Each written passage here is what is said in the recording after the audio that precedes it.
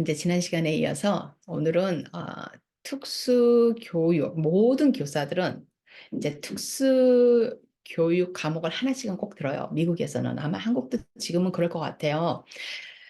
특수교육법을 최소한 하나. 근데 요즘 같은 경우는 이제 굉장히 그 통합교육이 많이 되고 있기 때문에 또 특수교사들이 많이 부족하고 이러다 보니까 많은 주들이 이제 더 많은 과목을 강요하기, 이제 저기 일반 교사들한테 초등학교나 중등교사들이 듣게 만들기도 하지만은 이 기본적으로 최소한 한 과목을 그전에는 이제 한 과목 안 들어도 되는 주도 있었는데 최소한 한 과목이지만 요즘은 이제 한 과목 이상이 됐죠. 이게 미시간 같은 경우도 한 과목밖에 요구를 안 했었는데 작년부터인가 이제 두 과목으로 만들어졌거든요. 그러니까 초등, 중등 교사들이 이제 두 과목을 듣게 됐어요. 그래서 하나는 개론 과목이고, 개론 과목이라는 건 소개하는 과목이잖아요.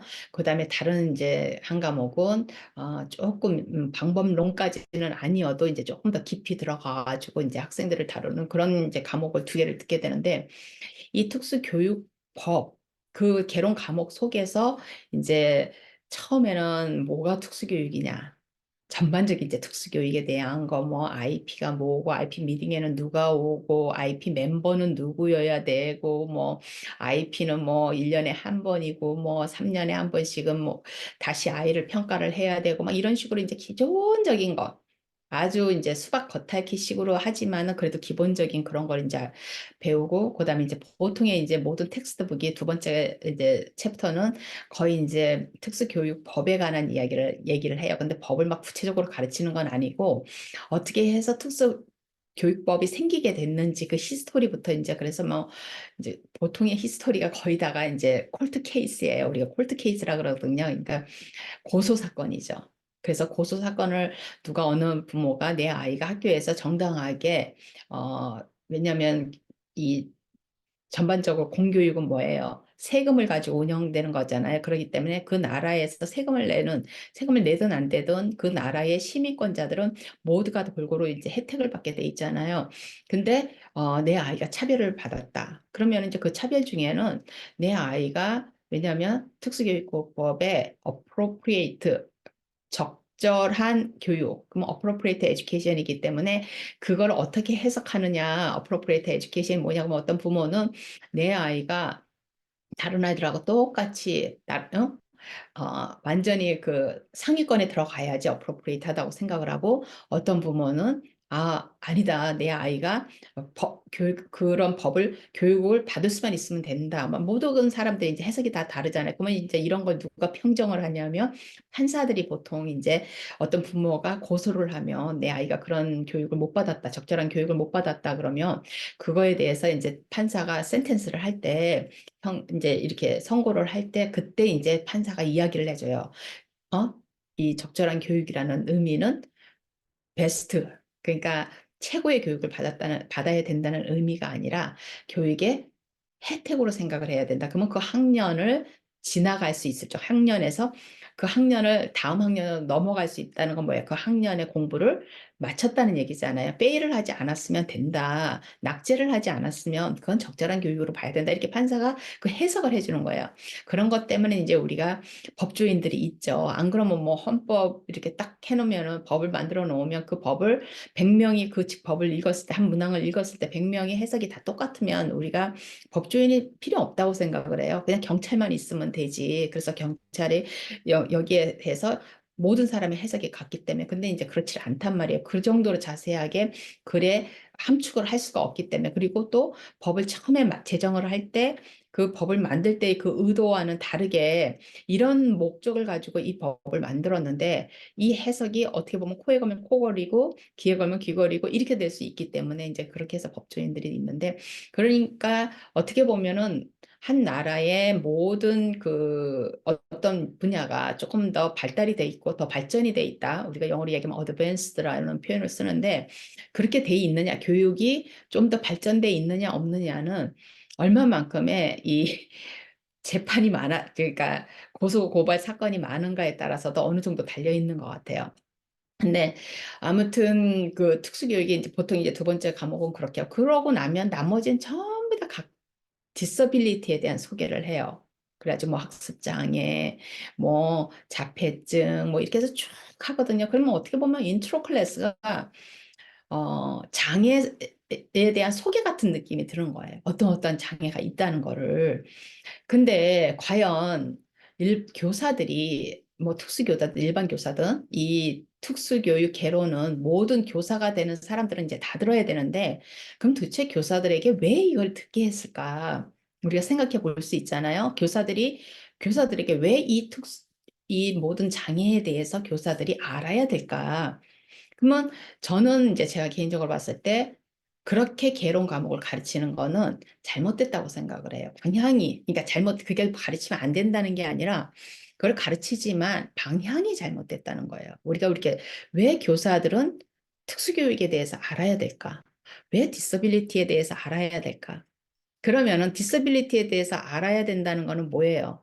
그 디서빌리티 자체가 어떻게 해서 모든 과목들이 그렇게 돼 있어요. 이 디서빌리티가 어디가 어떻게 돼가지고 어떻게 보면 막 어떤 거는 이제 병리적으로 왜냐하면 디서빌리티가 우리가 병리적인 문제가 있는 병리적으로 일어나는 디서빌리티가 있잖아요. 우리가 헬스 임페어먼트 같이 그렇게 그건 뭐냐면 메디컬리 이제 예를 들어서 다운 신드롬 이러면은 다운 신드롬에 그런 그 크로모솜이 어떻게 돼가지고 뭐가 부족해가지고 그렇게 해서 다운 신드롬이 나오기도 하고 뭐 이렇게 해서 쭉 있잖아요. 그렇게 해서 어쩔 수 없이 병리적으로 일어나는 그런 장애가 있고 또 그 다음에 처음에 태어나서 학교를 들어갈 때까지는 아이가 말짱했는데 학교를 들어가서 아이들이 장애아가 되는 경우도 상당히 많죠.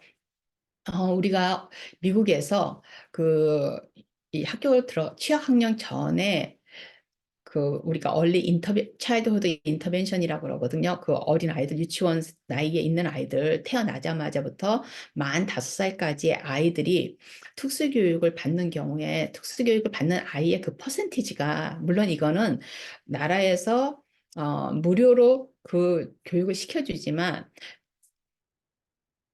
그 말이 이 태어나서부터 학교 취학학년 전까지에 있는 이 특수교육에 대한 이 교육이 어, 공교육은 아니에요. 그럼 공교육이라는 건 뭐예요?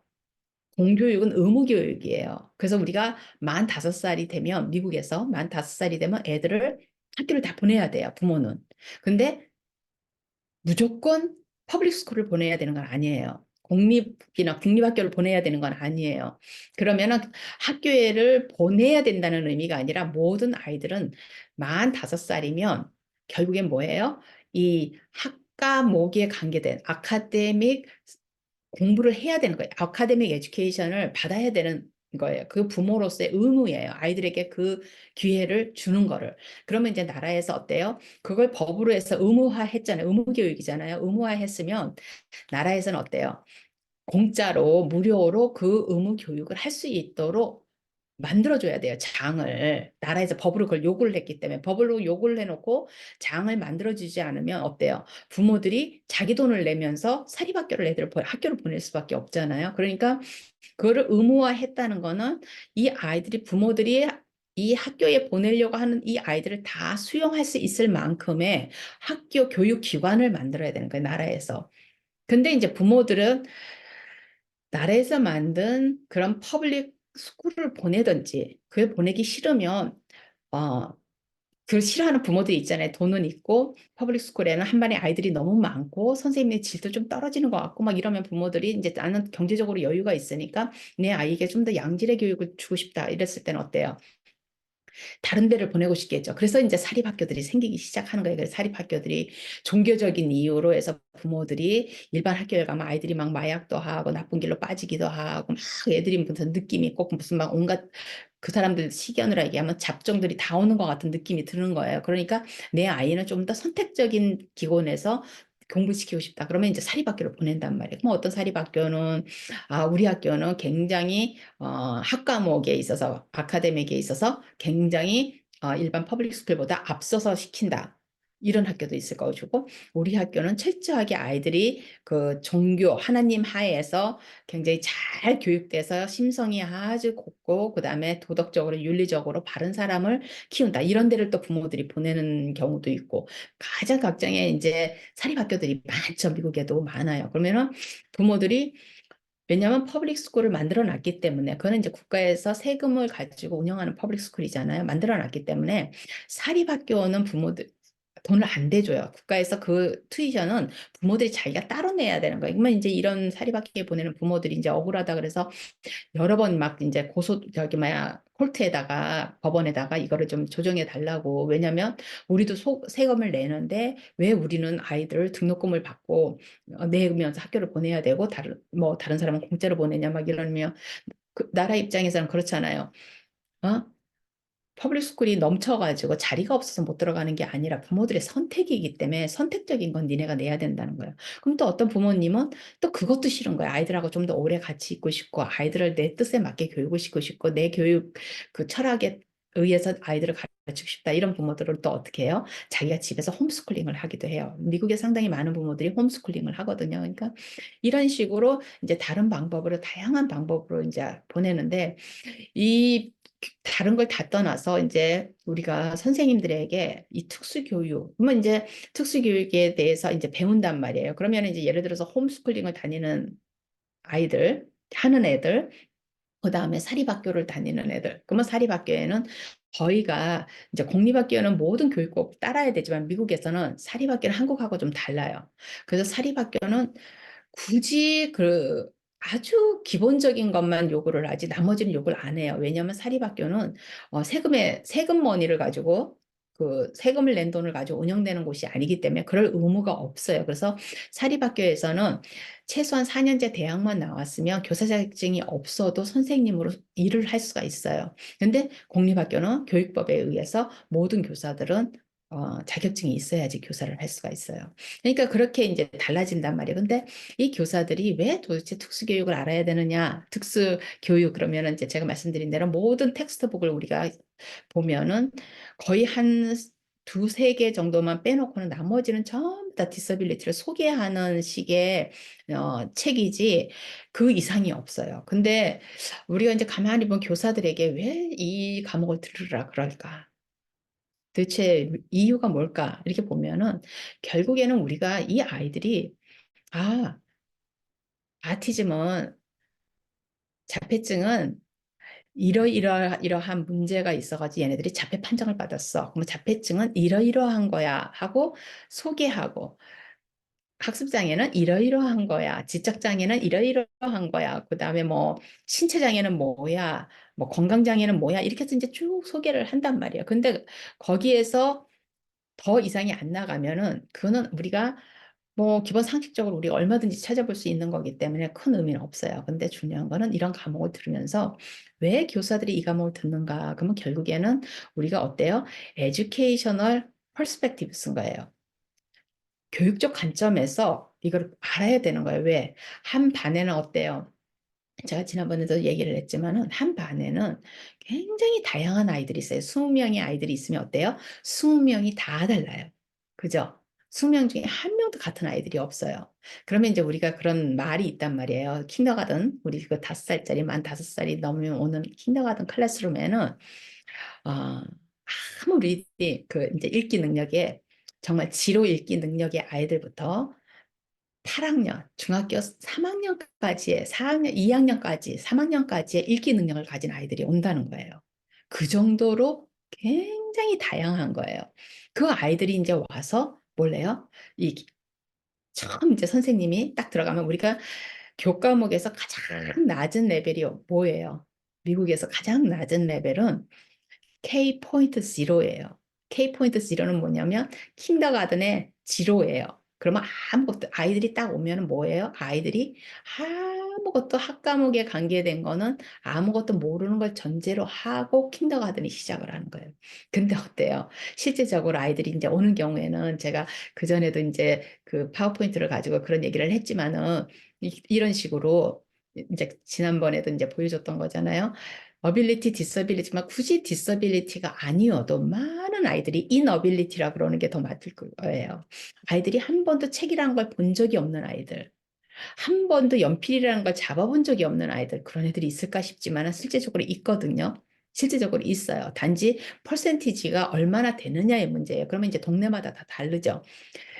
미국의 그 서버번 에어리아라고 하는, 그죠? 교외 지역, 서버번 그럼 교외 지역 이러지만 미국에서 서버번 그러면은 이제 중산층 이상이 사는 경제적으로 조금 더 여유가 있고 부모들이 좀 이제 대학을 어느 정도 나온 사람들이고 최소한 대학은 나왔거나 아니면 이제 뭐 하여튼 그런 식으로 잡도 이제 어느 정도 중산층 계층이잖아요. 그러니까 노동을 해서 먹고 사는 사람이라고 그러니까 화이트 칼라라고 보면 돼요. 서버번 에리아에 사는 사람들이 화이트 칼라 사무직 그러니까 화이트 칼라가 뭐예요? 노동을 하는 게 아니고 블루 칼라는 노동이고 화이트 칼라는 어때요? 사무직이라고 우리가 생각을 하잖아요. 그러면 이제 중산층 이하니까 서버번 에어리아는 보통 이제 중상층, 그죠? 화이트 칼러 잡을 가진 부모들이 이제 사는 사람들이고 화이트 칼러 잡을 잡으려면 어때요? 어느 정도 이제 고등교육을 받아야 되는 거잖아요. 그 다음에 이제 그 밑에는 어때요? 노동 계층이 있겠죠. 그죠? 블루 칼라들. 블루 칼라들이라서 미국에서 블루 칼라들 중에서는 화이트 칼라보다도 돈을 더 많이 버는 집 경우가 많잖아요. 우리가 농담처럼 얘기를 하지만 전기, 일렉트릭 그 전기 만지는 사람들, 그다음에 플러밍, 그 물이죠. 막 하수도 뚫고 막 하수도에 관계되는 물 일을 하는 사람, 이 사람들이 시간당 페이는 저의 몇 배가 된단 말이에요. 교수들의 몇 배가 돼요. 그래서 어떻게 보면 제일 비싼 계급이기도 돼. 시간당 페이를 따졌을 때 그런 것처럼 이제 우리가 그런 이야기를 한단 말이에요. 그러면은 이렇게 패러독스 이 안에 많은 다양성을 가지고 우리가 뉴로 디벨롭먼트라고 그러거든요. 뉴런이라는 게 뭐예요? 뉴런. 신경이잖아요. 그러면 뇌신경이란 말이에요. 뇌신경, 신체신경, 뇌신경. 인간의 몸을 우리가 따졌을 때 뭐예요? 마인드와 바디라고 그때 얘기했던 것처럼 우리의 이 브레인, 머리 이 능력이 있고 그다음에 신체 능력이 있잖아요. 피지컬 능력이 있잖아요. 그러면은 이 뉴런은 머리에만 있는 건 아니에요. 모든 신경 조직이 우리가 말초신경까지 따지면 뭐 손가락 끝, 뭐 발끝, 뭐 모든 게 말초신경이잖아요. 그러면 메인 이제 우리가 이렇게 스켈레톤으로 따지면은 이거 뭐라 그래? 이게 척추 이 가운데에 뼈다귀가 있으면은 그 뼈다귀를 중심으로 해가지고 우리가 머리가 위에 달려 있고 이제 막 팔들이 달려 있고 이러면은 우리가 메인 그 신경이 있고 이제 저기 중추신경이 있고 말초신경이 있단 말이에요. 그죠? 그러니까 이 중추신경에 의해서 중추신경에 어때요? 모든 말초신경, 신경의 모든 끝이 어때요? 머리를 이제 다 해서 머리의 명령을 받아가지고 다 한다고 그러잖아요. 뭐 뱃속에 있는 그런 것까지 그 정도로 이제 다양하단 말이에요. 근데 이제 제가 패러독스라는 말을 썼잖아요. 패러독스는 뭐예요?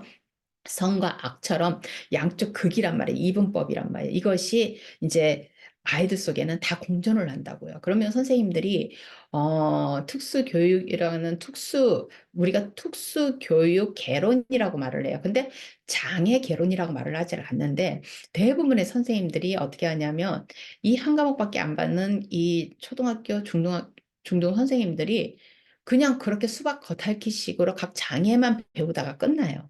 그러면 거기에 대해서 우리가 장애라는 건 뭐예요? 우리는 지금 티처고 아이들은 러너예요. 애들은 배우는 러너들이고 러너를 뭐라 그러죠? 한국에서 러너라 그러고 이제 선생님들은 티처라 그런단 말이에요. 그러면 러너와 티처에서 선생님 티처들이 이런 과목을 들을 때는 어때요?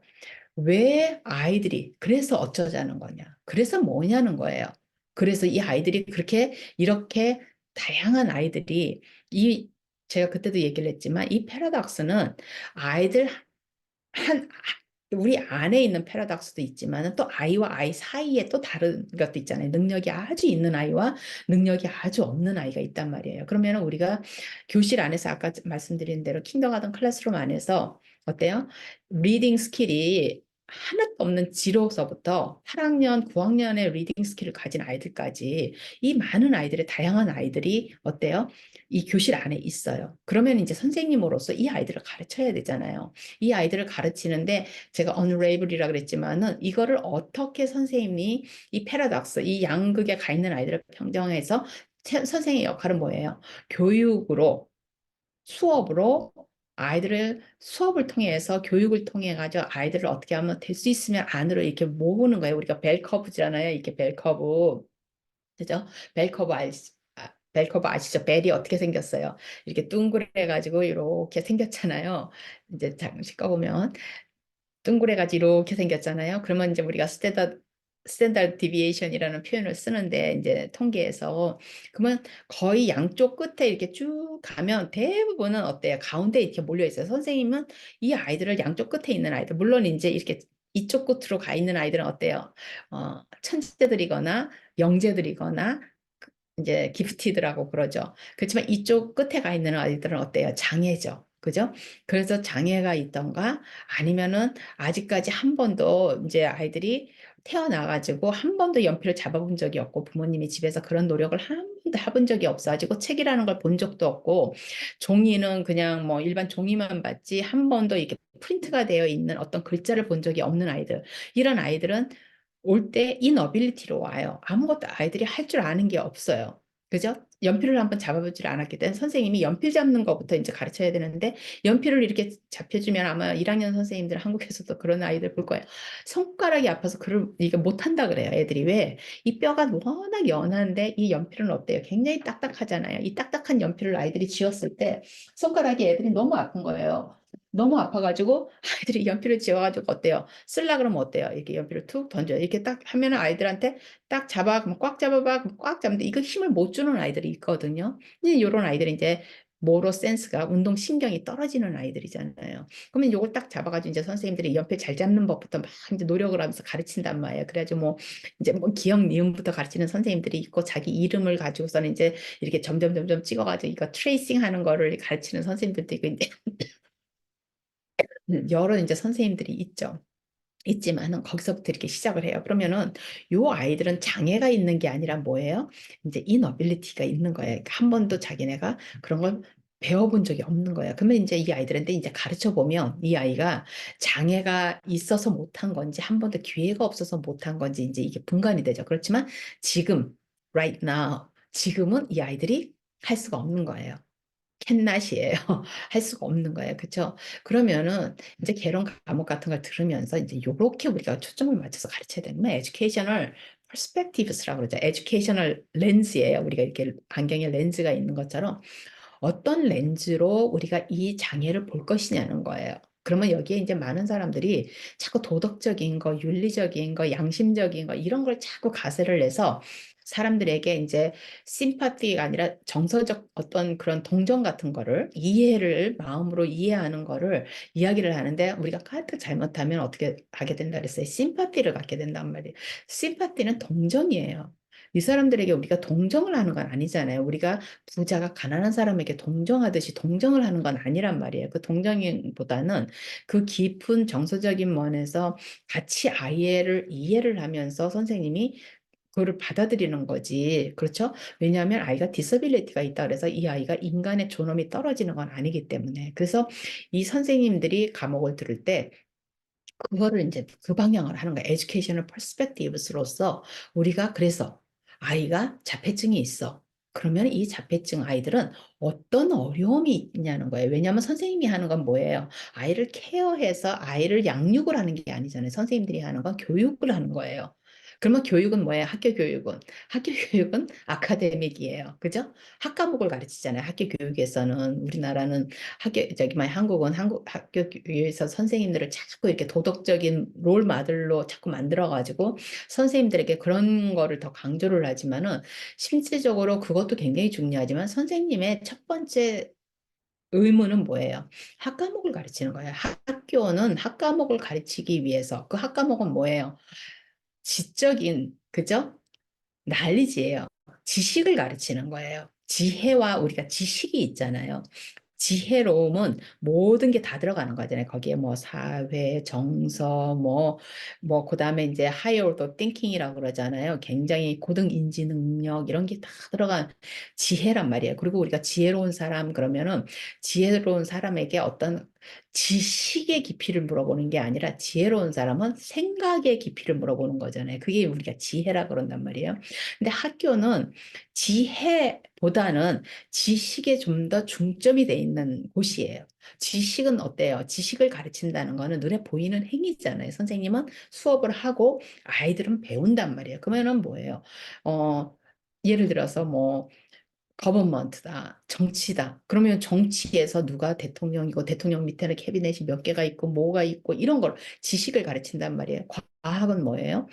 과학도 생물이면 생물 인간 구조에 대한 딱 책에 쫙 써서 나온단 말이에요. 근데 지혜를 우리가 책으로 써가지고 지혜를 가르치지는 않는단 말이에요. 그죠? 그러니까 결국에 학교 교육은 이제 지식을 배우는 건데 아이들이. 그리고 선생님이 지식 10개를 가르치면 아이들이 지식을 10개를 배우는 선생님은 그렇게 우리가 훌륭한 선생님이 아니라 그러잖아요. 물론 선생님은 제가 가만 보니까 커리큘럼이 굉장히 있어요. 모든 학교에는 저기 뭐야 커리큘럼이 있잖아요. 교과서라 그랬잖아요. 그 교과서는 이미 선생님들에게 10명의 선생님이 있으면 10명의 선생님들에게 똑같이 교과서가 주어진 거예요. 같은 학년을 가르치는 선생님이 10명이면 10명이 다 주어졌지만 그 교과서를 가지고 어떻게 댄스를 해서 그거를 아이들에게 어, 집어넣느냐. 그건 교육 방법이잖아요. 이 똑같은 내용을 가르치는 방법은 선생님들마다 다 다르다 그랬잖아요. 그러면은 선생님들이 다 다르지만 선생님의 다양성도 있지만 아이들의 또 러너의 다양성도 있잖아요. 한 반 안에 20명이 있으면 20명 아이들 중에서 선생님이 탁 가르쳤을 때 탁 캐치하고 따라오는 아이들은 한 20, 30%밖에 안 돼요. 그럼 나머지 아이들은 이제 또 이제 눈치껏 해가지고 해서 이제 따라와요. 근데 밑에 한 20, 30% 아이들은 거의가 그 시간에 선생님이 가르친 과목을 못 따라와요.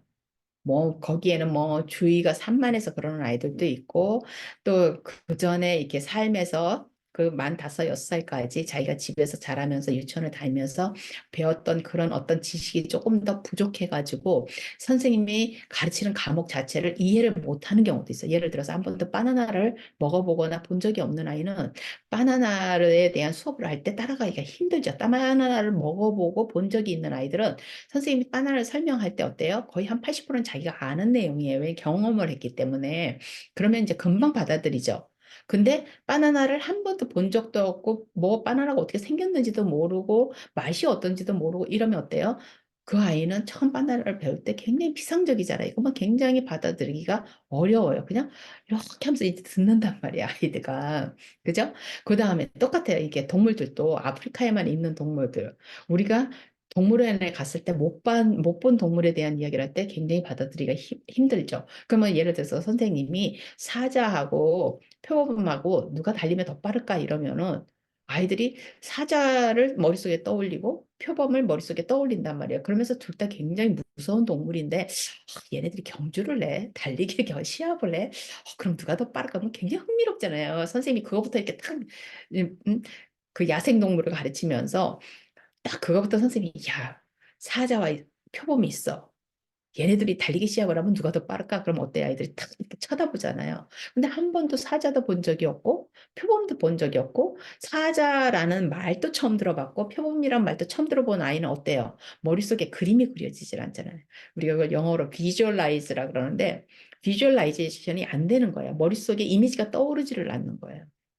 그러면 어때요? 수업에 있어서 아무리 머리가 좋아도 조금 처질 수밖에 없어요. 처음 듣는 아이는. 근데 머리가 조금 그렇게 뭐 평범한 머리였는데도 아이가 경험이 있으면 어때요? 훨씬 배운 게 빠르죠. 그러니까 이런 식으로 아이들이 다양하게 이제 아이들의 모습을 보인단 말이에요. 근데 여기에서 이제 아이들의 능력에는 타고난 능력도 있고, 그죠? 아이들이, 모든 아이들이 이제 태어날 때 우리가 뭐 아이들이 이렇게 전선이 쫙 깔려 있듯이 솔라 시스템처럼 저는 그렇게 설명을 하는데 솔라 시스템처럼 패널이 쫙 뇌가 이게 깔려 있는 거야. 인간 두뇌가. 저는 이제 인간 두뇌와 사자의 두뇌와 그다음에 저기 뭐야 쥐의 두뇌와 뭐 다람쥐의 두뇌가 다 같지 않다고 생각을 하거든요. 저는 생물학자는 아니니까. 그렇지만은 우리가 만일에 많은 사람들이 아니다. 인간 두뇌는 좀 다르다. 좀 다르니까 저기 뭐야 모든 두뇌는 인간은 아기들이 태어날 때 그냥 뇌는 고기 덩어리야. 아무것도 아니야. 그냥 이 럼프 오브 미시야. 이제 그렇게 말을 하는데 럼프 오브 미시야. 그냥 고기 덩어리야. 이래버리면 모든 살아있는 동물의 두뇌는 어떻게 보면 다 같다고 봐야 되잖아. 근데 그거는 아니 거라고 모두 동의할 것 같아요. 그죠? 그러면은 pre-wired라는 말은 뭐예요? 와이어가 뭐예요? 전선이잖아요. 솔라 시스템에 이게 선이 깔려 있듯이 그 준비 상태에서 아이들이 태어난단 말이에요. 그렇지만은 우리가 블랭크 슬레이트라는 말이 있어요. 블랭크 슬레이트 비석이잖아요. 아무것도 없는 깨끗한 비석이란 말이에요. 그러면 어떤 사람은 아니다. 인간의 뇌에는 블랭크 슬레이트다. 아무것도 없다. 그게 이제 바로 럼프 오브 미시라는 말이에요. 그러면 고깃덩어리에 불과하다 그래요. 그러면은 저는 이제 이거를 어떻게 이제 해석을 하냐면, 인간의 뇌는 프리와이어드가 맞다. 그렇지만은 뭐는 슬레이트가 뭐가 블랭크 슬레이트예요? 아직 아무 지식이 없어. 아이들이 너무 깨끗하게 태어나는데 태어나자마자 응애 하는 순간부터 어때요? 딱 엄마 뱃속에서 떨어지자마자 딱 나오자마자부터 어때요? 막 소리 자극이 들어오잖아요. 막 땡그랑 막 쇠부딪히는 소리, 뭐 간호원들 의사들 막 이야기하는 소리, 막 엄마가 막 신음하는 소리, 막 이런 소리들을 아이가 막 이제 듣기 시작. 이게 이제 와이어드 된 것이 조금씩 지지직 하면서 어 이제 시작이 되는 거, 스파크가 일어난다고 이제 저는 보거든요. 그렇기 때문에 인간의 DNA를 가지고 태어난 거잖아요. 인간의 DNA를 가지고 태어났는데 이 아이들이 블랭크란 말이에요. 아직 아무 지식이 없어요. 아무것도 없어. 그러면 어때요? 이제 네이처에서는 타고나기는 인간의 두뇌를 가지고 태어나지만 어때요? 널처에 있어서, 그죠? 네이처와 널처에 있어서는 어때요? 이 자극이잖아요. 그죠? 막 태어나는 순간부터 막 아이가 하고 이제 태어나는데 막 이러면서 얘기를 안으면서 막 너무 기쁘다, 이쁘다, 무사히 도착했구나, 막 이러면서 막 이런 소리 자극들을 막 듣잖아요. 이것이 어때요? 이게 널처인 거예요. 환경인 거예요. 환경적 자극인 거예요. 그러면 이제 태어나서부터 아이들이 어때요? 학교 들어오기 전까지 만 5살, 6살 요 나이까지 아이들이 5년, 6년의 삶을 부모님과 어떻게 지내느냐에 따라서 어떤 부모님들은 경제적으로 여유가 있으면 아이들을 어, 유치원에 보낼 것이고 그것도 조금 더 좋은 유치원에 보내려고 애를 쓸 것이고 또 부모님이 직장 생활을 하기 때문에 보낼 수밖에 없어서 그러면은 뭐 조금 이렇게 어떤 교육적인 것보다는 커리큘럼은 없는 그냥 커리큘럼은 없지만 그냥 잘 케어를 해줄 수 있는 곳, 이런 곳을 또 보낼 수도 있잖아요. 그렇죠? 그러면 거기에서는 잘 아이들을 따뜻하게 보듬고 케어하고 또 먹는 것도 잘 애들을 먹고 애들이 잘 쉬게 할 수는 있지만 어떤 교육적인 데 있어서는 아이들에게 무언가를 가르치려고 의도적으로 노력을 안 할 수도 있단 말이에요. 그러면 천차만별로 이제 여러 가지가 있을 거 아니에요. 그런 데서 이제 아이들이 집에서 부모님과 보내는 시간, 그다음에 그런 기관에 가는 아이들 아니면은 그냥 기관 같은데 부모님이 왜냐면 그거는 보통 이제 자기 돈으로 보내야 되기 때문에 부모님이 경제적으로 여유가 없는 집들은 아이를 그냥 집에서 그냥 놔둬둘 수도 있죠. 그러다 보면 이제 뭐 예를 들어서 부모님이 엄마가 하루 종일 집에만 있는데 이 엄마가 예를 들어서 좀 디프레션이 있다, 우울증이 있다. 그러면 어때요? 말도 별로 안 하고 삶이 괴롭고 막 이러면 아이들은 아무 자극이 없이 그냥 엄마랑 띵글띵글 그러면 엄마가 이제 TV 틀어놓으면 아이가 TV에서 나오는 그 자극 하나 가지고 거의 5년의 세월을 지내는 아이들도 있거든요. 또 그런 아이들과 또 부모님이 막 그런 어떤 아이들의 그런 뇌 발달 막 이런 거를 막 굉장히 중시해가지고 아이들을 데리고 막 이것저것 돌아다니면서 이제 직장을 안 다니시고 집에서 아이들을 케어해도 막 뭐 외국 여행도 데리고 다니고 뭐 지방도 돌아다니고 뭐 박물관 애들을 데리고 다니고 설명을 하고 막 이러는 부모님, 뭐 아이들 뭐예요? 이게 전부 다 자극이잖아요. 이게 다 그냥 산 교육이라고 우리가 말했던 것처럼 그런 아이들과 또 부모님이 또 아이하고 재밌게 데리고 놀면서 아이를 또 읽기를 가르쳐서 아이가 띵글띵글 지루할 때 막 엄마 심심해 뭐 이런 게 괴로운 분들은 저같이 그러면 아이에게 일찍 읽기를 가르쳐 가지고 어때요? 아이가 이제 재미를 나누는 거죠. 이 세상에 이 다양한 이 정말 막 비비드하죠. 이 전 세상에 살아있는 이 세상과 그다음에 이 프린트 안에 들어있는 우리가 프린트 중독이라 그러는 그 프린트 안에 책 속에 들어있는 거기서의 이 세상과 그럼 어때요? 이 세상은 내 몸이 움직이지 않으면은 똑같은 세상이잖아요. 내 몸이 움직여야 되는데 나는 그런 능력이 안 되니까 부모님이 나를 데리고 다녀야지 다양하게 볼 수 있지만은 책은 어때요? 책은 글자를 통해 가지고 우리가 조선시대도 갈 수 있고 신라시대도 가볼 수 있고 그다음에 저기 달나라도 가볼 수가 있고 저기 뭐 프랑스도 가볼 수가 있고 이태리도 가볼 수가 있고 온갖 건데를 이 책 속에 다 들어있단 말이에요. 그럼 아이들은 또 거기서 어때요? 막 이미지네이션을 하면서 상상을 하면서 이제 그런 세계를 맛보잖아요. 그러니까 이렇게 다르단 말이에요. 이렇게 다른데 결국에는 이제 교육이라는 게 우리가 제가 이제 디서빌리티 얘기하다 여기까지 나왔지만은 결국엔 선생님들이 이 특수 과목, 특수 교육에 대한 거를 특수 교육에 좀 더 포커스를 맞춰서 이걸 한다면 이런 인간의 다양함을 이 선생님들이 배워야 되는 거예요. 아이들이 어떻게 자라고 아이들이 태어나서부터 뭐가 첫 번째를 해서 어떻게 이렇게 자라나고 이 뇌가 프리와이어드 돼 있지만 이미 전선이 쫙 인간의 뇌로서 깔려 있지만 거기에 우리가 어때요? 후천적으로 교육에 의해서 환경에 의해서 아이들이 어느 만큼을 발달을 할 수 있고 그러면 아이들이 자폐증이 있는데 이 다양한 자폐증 아 좋아 다 배웠어. 그래서 뭐 so what이에요.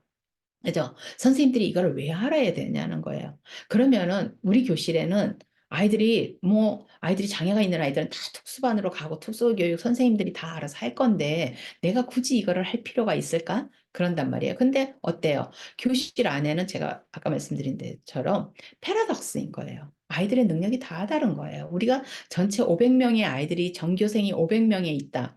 한 클래스가 100명의 아이들이 있다 그러면 한 학년에 100명의 아이들이 있다면 100명의 아이들이 전체 모의고사를 봐보면 1등에서부터 마지막까지 쫙 나오잖아요. 물론 그것이 그 아이들의 전체 이제 그 능력은 아니지만은 그것처럼 이렇게 다양한 인간의 뇌의 이 다양함을 어떻게 이 가지고 태어난 거와 우리가 솔라 시스템을 잘 깔아가지고 햇빛이 쫙 비쳤을 때 열을 쫙 받아들이잖아요. 그러면 이 햇빛은 널처 같은 거예요. 환경적인 것 같은 거예요.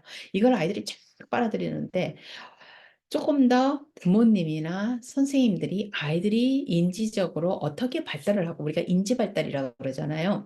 인지적으로 어떻게 아이들이 발달을 하고 어디에 뭐가 어떻게 되면은 아이들이 뭐가 힘들겠구나 하는 거를 일찍 공부를 해서 알면 어때요? 그래서 선생님들이 아이들을 이해를 할 수가 있겠죠.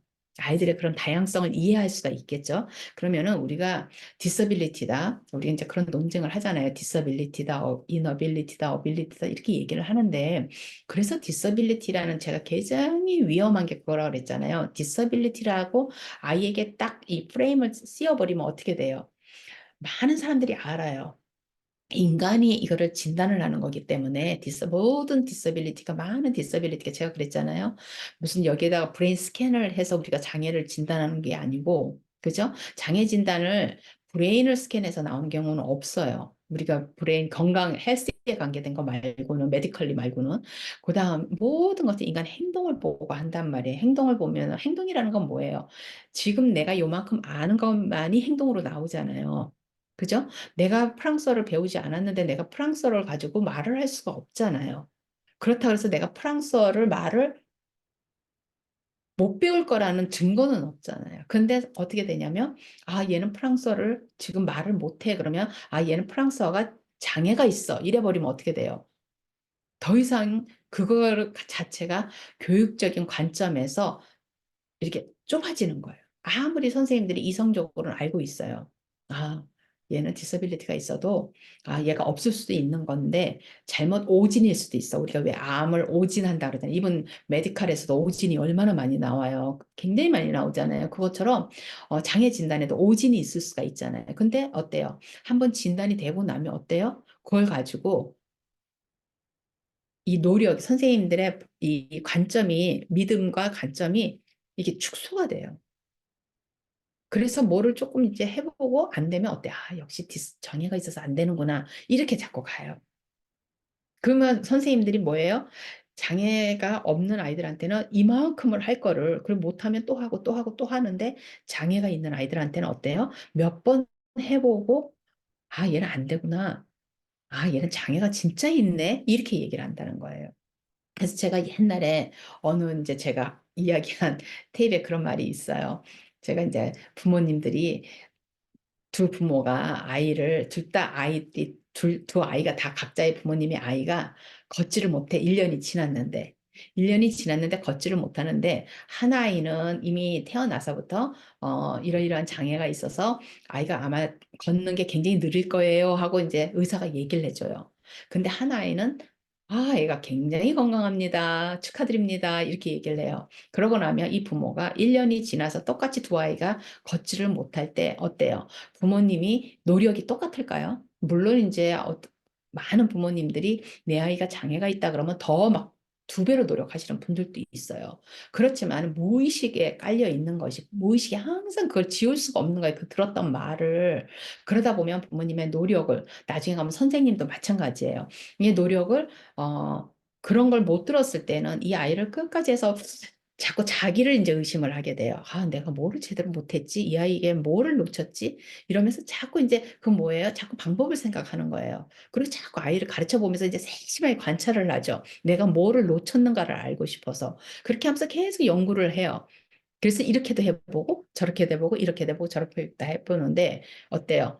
이 아이가 이미 그렇게 딱 이런 리미테이션이 있다. 이런 한도가 있다. 이런 장애가 있다. 이래버리면 어떻게 돼요? 몇 번 이렇게 선생님들이 트라이는 해보지만 그 정도까지는 트라이를 안 하는 경우가 많다는 거예요. 이건 좋고 나쁘고의 문제가 아니에요. 이거는 뭐 도덕적으로 옳고 그르고의 문제도 아니고 인간이기 때문에 그래요. 그거는 부모님도 마찬가지고 선생님도 마찬가지예요.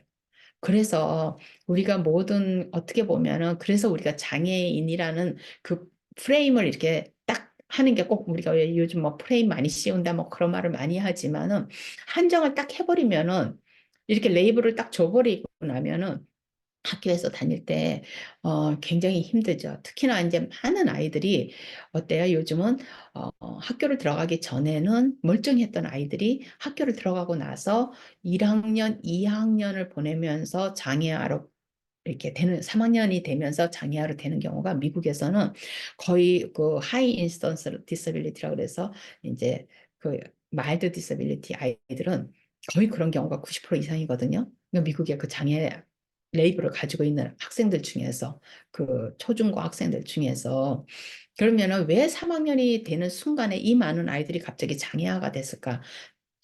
킨더가든에 들어올 때는 말짱하게 들어왔던 아이들이 왜 도대체가 3학년이 되면서 2학년이 벌써 2학년 되면 벌써 킨더가든 지나고 1학년 지나면 벌써 2학년 때까지도 아직 읽기가 잘 안 되고 스펠링이 안 되고 이러면 이제 선생님들이 의심을 하기 시작하고 있는데 거기에 또 아이가 이제 문제 행동까지 있고 막 산만하고 막 아이가 좀 이제 막 이 감정도 컨트롤이 안 되고 이래버리면 이제 선생님이 다루기가 힘들잖아요. 그럼 그런 아이일수록 이제 더 빨리 이제 그 스쿨 그 뭐죠? 학교 그 심리 그 아이들 진단하는 사람한테 스쿨 사이칼로지스트들한테 더 빨리 이제 발수속을 밟아요. 이 아이가 장애가 있는지 없는지를 좀 판단해 달라고.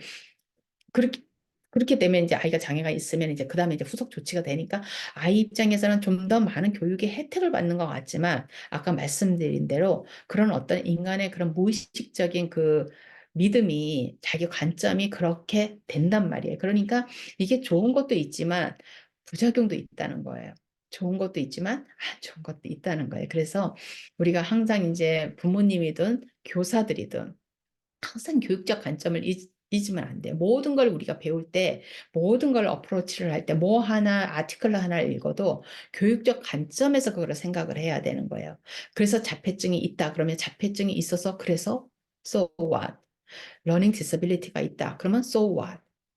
그러면 아이가 장애라는 건 어때요? 그 장애 말씀드린 대로 하늘에서 아이가 태어날 때부터 얘는 장애가 있는 아이다, 얘는 장애가 없는 아이다, 얘는 똑똑한 이렇게 규정을 하고 태어나는 건 아니에요. 그래서 많은 아이들이 DNA가 가지고 태어난 그 프리와이어드된 브레인이 있지만은 많은 부분들이 우리가 환경에 의해서 어떻게 돼요? 바뀌어요. 그래서 실제적으로 우리가 뭐 범죄자들 이런 사람들을 보잖아요. 그러면은 기상천외한 범죄를 저지르는 사람들 있잖아요. 그러면 어떻게 돼요? 아이가 좋은 환경에서 좋은 머리를 가지고 잘 태어난 아이들, 이런 아이들은 굉장히 많은 일을 자기 자신의 삶을 위해서 또 나라를 위해서 사회를 위해서 많은 것들을 기여를 하고 이 세상을 떠나는 순간까지 그렇게 살지만은 또 많은 사람들이 그 좋은 브레인을 가지고 환경에서 자기의 그거를 하지를 못하면은 어떻게 돼요? 이제 그렇게 다른 길로 가버리죠. 그래서 제가 항상 얘기하는 게 아이들이 스트리트 스마트한 아이들, 공부 쪽으로는 그렇게 안 스마트한데 스트리트 스마트가 저는 진짜 타고난 스마트한 거라고 생각을 하거든요. 공부 막 잘하는 애들보다 스트리트 스마트는 뭐예요? 굉장히 머리가 빨리 세상 사는 거에 머리가 빨리빨리 돌아가는 사람들이에요. 아이들이고 그런 아이들은 공부 머리는 없다. 그러면 공부 머리에는 많은 것들이 집중력도 필요하고 뭐 주의도 필요하고 환경도 필요하고 여러 가지가 중요한데 얘네들은 나중에 가서 얘네들이 그렇게 학교 교육을 끝까지 못 받아도 나중에 굉장히 많이 이제 사회적으로 막 우리가 이름을 들어보는 사람이 되는 경우도 있지만 또 많은 사람들이 또 안 좋은 길로 가서 머리를 가지고 엉뚱한 일을 하면서 인간에게 피해를 주는 경우도 많죠. 우리 지금 뭐 사이버 그 지금 뭐 완전 전쟁이잖아요. 세계 안에서 그걸 통해 가지고 계속 그냥 은행 털고 뭐 털고 이렇게 시스템 속에서 다 털어 가지고 남의 돈을 갖다가 강제로 뺏어가는 사람들, 아니면은 그런 거를 또 그런 사람을 때문에 더 막 강하게 해서 이제 구축하는 것처럼 그렇게 머리들이 다른 방향으로 이제 쓰게 되는 것 같아요. 이야기가 굉장히 길어졌습니다. 최소한 20분 안 넘기려고 그랬는데 뭐 20분이 아니라 제 생각에 한 30분 넘어간 것 같아요. 아무튼 그런 의미에서 제가 특수교육을 선생님들이 왜 하는가, 우리가 어떤 관점을 가지고 아이들을 보는가, 그런 의미에서 잠시 이야기를 해봤습니다. 여기서 그만할게요. 다음에 또 뵐게요.